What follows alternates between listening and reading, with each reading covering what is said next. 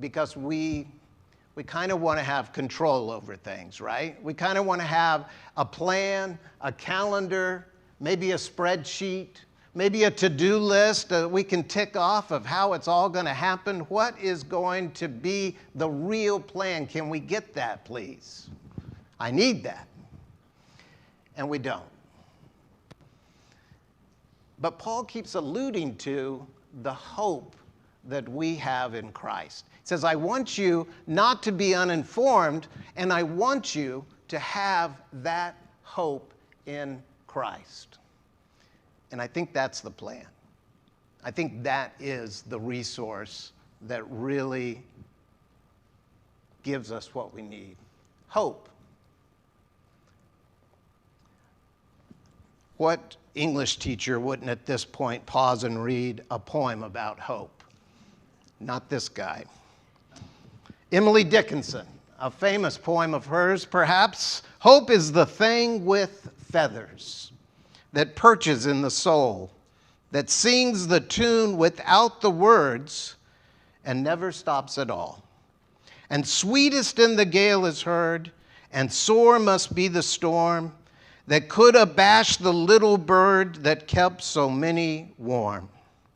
I've heard it in the chillest land and on the strangest sea, yet never in extremity it asked a crumb of me.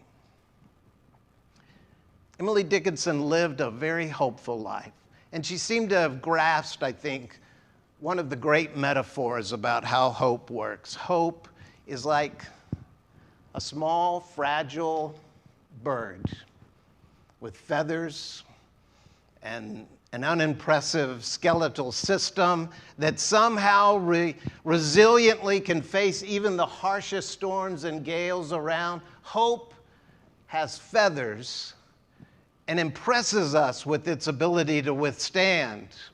Hope aspires and flies.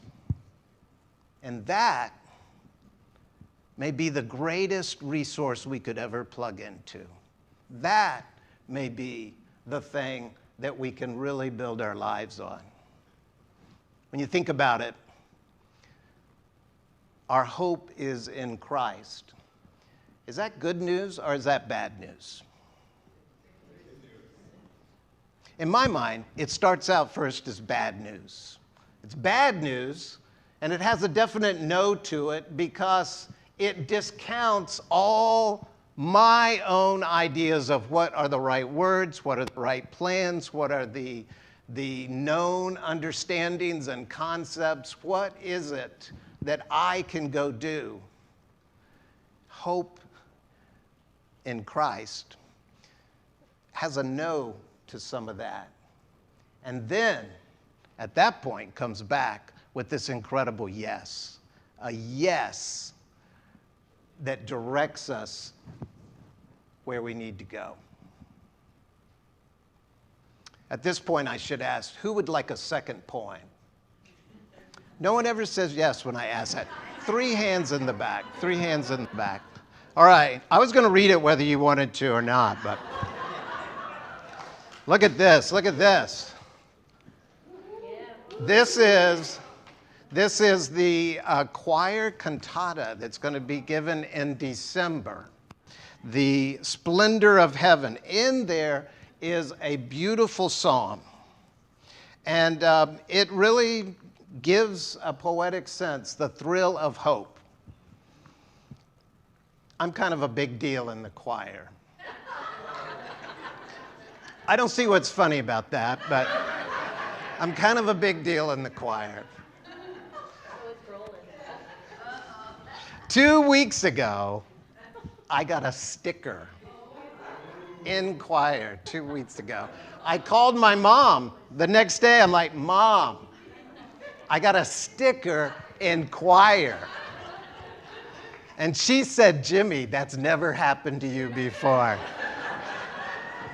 And I said, I know, Mom. And then I came to choir this week, and I began to see a trend evolving with the stickers from our fearless leader, Maestra. She gives stickers out almost exclusively to men. who are I'm trying to motivate them. who are behavior problems. That's reverse psychology. It's working. It's working.